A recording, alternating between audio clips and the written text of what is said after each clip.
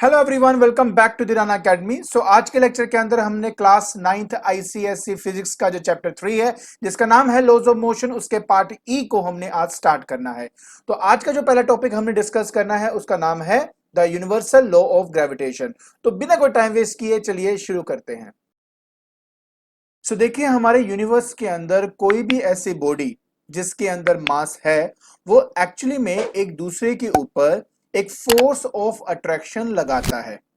अब क्योंकि मैंने यहां पे बात कर दी है फोर्स की, तो वो एक वेक्टर क्वांटिटी है तो उसका एक मैग्नीट्यूड होगा एज वेल एज उसका एक डायरेक्शन भी होगा। अब कितनी अमाउंट ऑफ फोर्स दो मासेस के बीच में एक्ट करती है वो डिस्क्राइब किया था सर इसाक न्यूटन ने। एंड उन्होंने अपने लॉ के थ्रू कहा कि सपोज कर लो कि मेरे पास यहां पर दो मासेस है, एक मास मान लेते हैं m1 है और दूसरा मास मान लेते हैं m2 है, and r is the distance between these two mass. Okay, so जो फोर्स ऑफ अट्रैक्शन इन दोनों के बीच में एक्ट करेगी, मैं प्लीज आपको पहले एक बात समझा दूं। मान लीजिए ये दोनों को ज्वाइन करने वाली एक इमेजिनरी लाइन है, तो जो फोर्स एक्ट करेगी ना वो इसी लाइन के ऊपर ही एक्ट करती है, तो इसलिए इसको एज अ सेंट्रल फोर्सेस भी कहा जाता है। ठीक है, अब आगे सुनिए। बात यह है कि जो फोर्स ऑफ अट्रैक्शन इन दोनों के बीच में एक्ट करेगी according to the Newton's law of gravitation, Newton's law of gravitation, जो फोर्स ऑफ अट्रैक्शन होगी that is directly proportional to product of their masses, मतलब m1 m2 इन दोनों के प्रोडक्ट के डायरेक्टली प्रोपोर्शनल होगा and inversely proportional to the square of the distance, and inversely proportional to the square of the distance. जब इनको आपस में कंबाइन किया गया तब ये बना F इज इक्वल टू, यहां पे कांस्टेंट आएगा K m1 m2 over r का स्क्वायर। इस कांस्टेंट को रिप्लेस किया जाता है कैपिटल G के साथ, जिसको कहा गया universal gravitational constant. This is universal gravitational constant. अब यूनिवर्सल ग्रेविटेशनल कांस्टेंट का मतलब क्या हुआ? मतलब ये एक ऐसा कांस्टेंट है जो कभी भी इस बात पे डिपेंड नहीं करता कि बीच में कोई मीडियम है या मीडियम नहीं है, टेम्परेचर क्या है, प्रेशर क्या है, और हर प्लेस पे इसकी वैल्यू हमेशा क्या रहती है? कांस्टेंट रहती है। तो इसी को कहा गया यूनिवर्सल ग्रेविटेशनल कांस्टेंट। अब इस यूनिवर्सल ग्रेविटेशन कांस्टेंट की अपनी एक स्पेसिफिक वैल्यू होती है और वो वैल्यू है आपकी 6.67 इंटू 10 टू द पावर -11। अब इसका यूनिट क्या होगा तो चलिए हम खुद ही फाइंड कर लेते हैं। तो देखिए यहां पे f है ना, अगर आर स्क्वायर यहां पे ले जाऊं और नीचे क्या आ जाएगा m1 m2, तो वो g के बराबर आ जाएगा, यही है ना। अब देखिए यूनिट ऑफ फोर्स जो है वो तो है न्यूटन। ठीक है, मैं यहां पे न्यूटन डाल देता हूं। जो हमारा डिस्टेंस है वो तो मीटर में लिया जाता है एसआई सिस्टम के अंदर, तो ये मीटर स्क्वायर हो गया, और नीचे है केजी इंटू केजी, तो ये बन गया केजी स्क्वायर। सो देखिए ये आ जाएगा न्यूटन मीटर स्क्वायर पर केजी का स्क्वायर। तो ये है मेरा इस यूनिवर्सल ग्रेविटेशन की वैल्यू एज वेल उसका यूनिट। आई होप आपको ये बात समझ में आ गई होगी। So according to Newton's law of gravitation the force of attraction is directly proportional to the product of their mass and inversely proportional to the square of the distance. Is that okay? Good. अब हम इसके बारे में आगे देखते हैं। सबसे important बात यहां पे ये है कि जो दो मासेस की हम यहां पे बात कर रहे हैं, जैसे कि ये m1 है, ये m2 है, ये इनके बीच की लाइन ज्वाइनिंग है। ठीक है जी। अब इस कंडीशन के अंदर ये जो m2 है ना, इस m1 को अपनी तरफ अट्रैक्ट करेगा और उसको मैं कह दूंगा F12। नाउ F12 का मतलब हुआ force acting on one due to two, मतलब वन पे फोर्स लग रही है और कौन लगा रहा है? टू लगा रहा है।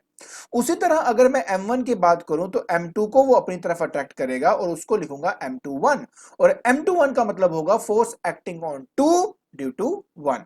अब सबसे इंपॉर्टेंट बात यह है कि दोनों के दोनों का जो मैग्नीट्यूड है वो एग्जैक्टली सेम होता है, but they act in the opposite direction. तो वेक्टर की फॉर्म में जब हम इसको लिखते हैं तो लिखते हैं F12 का वेक्टर, एरो का मतलब होता है vector, is equal to minus F21 vector. अगर आप यहां पे ध्यान से देखो तो यहां पर ये दोनों एक दूसरे के बराबर इसलिए हैं क्योंकि दोनों का मैग्नीट्यूड सेम है, और माइनस इसलिए मैंने लगाया है क्योंकि they are acting in the opposite direction. Clear? और ये जो सिचुएशन होती है ना जिसमें हमारे पास इक्वल एंड अपोजिट जो फोर्सेज है वो एक्ट करती हैं, उस वो बेसिकली न्यूटन का थर्ड लॉ होता है। सो कहने का मतलब है कि universal law of gravitation Newton के थर्ड लॉ को भी ओबे करता है। क्लियर हो गया? गुड।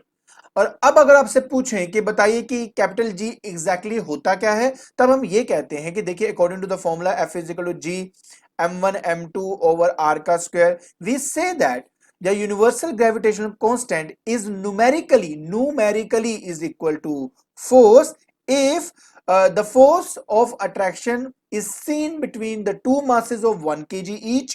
मतलब m1 m2 दोनों की वैल्यू आपकी 1 kg होनी चाहिए, और जो डिस्टेंस है सेपरेशन का वो अगर हमारे पास 1 मीटर का है, तो उस पर्टिकुलर कंडीशन के अंदर हमारा जो कैपिटल जी है वो न्यूमेरिकली मेरी जो फोर्स एक्ट कर रही है ना इन दोनों के बीच में उसके बराबर हो जाता है।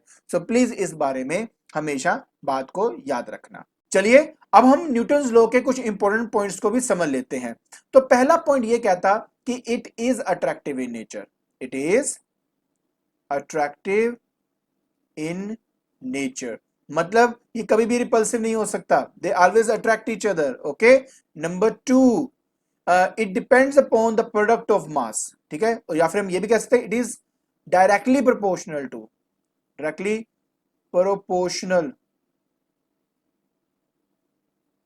to product of their mass, product of their mass. Number 3, inversely proportional to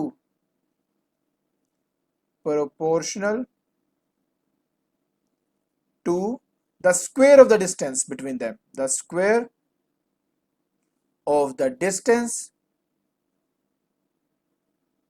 between them।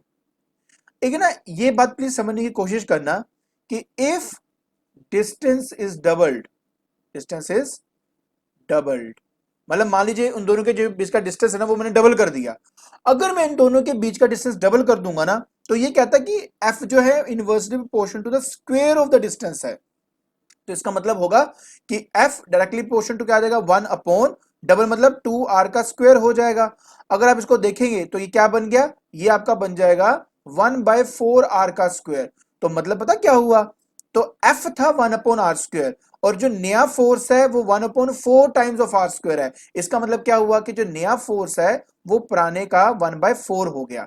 सो कहने का मतलब होता है कि अगर मैं डिस्टेंस को डबल कर दूंगा ना तो जो फोर्स है ना वो मेरी 1/4 टाइम्स हो जाएगी। तो कहने का मतलब प्लीज इतना याद रखना कि जो भी नंबर आएगा उसका स्क्वायर जरूर कर देना।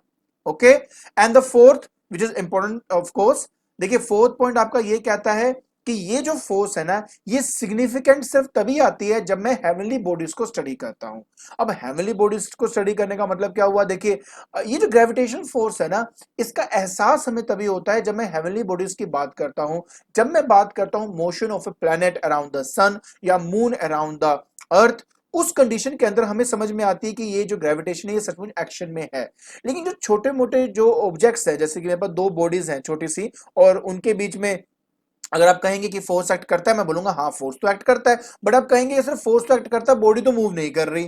तो उसका रीजन ये है कि उनका मास इतना कम होता है कि जो फोर्स उनके बीच में एक्ट करती है उसकी वैल्यू बहुत कम होती है, इसलिए हेवनली ऑब्जेक्ट्स के अंदर ये सिग्निफिकेंट है। बट अगर स्मॉल ऑब्जेक्ट्स की बात करूं तो ये इनसिग्निफिकेंट आपका हो जाता है।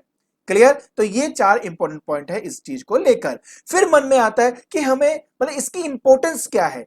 इसकी इंपॉर्टेंस इस बात पे है कि जो जो हमने कहा ना motion of a planet around the sun, motion of a moon around the earth, तो ये सब हमें समझ सिर्फ तभी आया जब हमने इस लॉ को समझा कि एक्चुअली में दो बॉडीज के बीच में एक फोर्स एक्ट करती है, स्पेशली जिनके बीच में मास है, एक फोर्स एक्ट करती है which is responsible for the motion of all these heavenly object.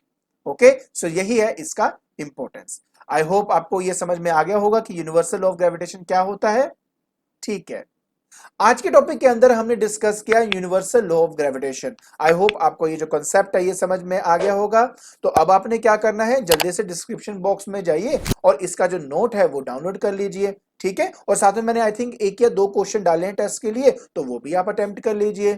अगर आपको मेरी वीडियो पसंद आ रही है तो please like it, share it and subscribe it. आज के लिए बस इतना ही। Thank you so much.